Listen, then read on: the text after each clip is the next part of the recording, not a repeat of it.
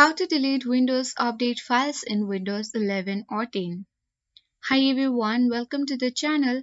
This is Rose and I'm here to guide you on how to delete Windows Update files in Windows 11 or 10. Watch the video till the end and without any further ado, let's dive right into the video. First of all, open File Explorer on your PC or laptop. You can even click the search icon at bottom left corner of the screen and search for File Explorer. Once you get access to the File Explorer on the left panel, scroll down. Click on this PC. Once this PC opens, click on your C drive. Double-click on it to open it where the operating system is installed. Inside the C drive, open the Windows folder. Double-click on it and then you have to scroll down. Now locate the option for software distribution. Double-click on it.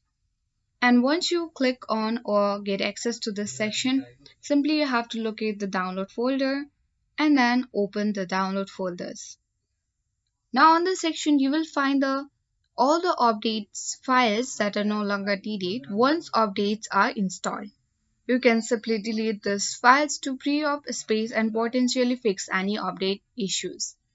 You can select all at once by clicking on Ctrl A, or if you want to delete the particular file folder, right click on it and then click on this trash button in this way and then click on Continue button.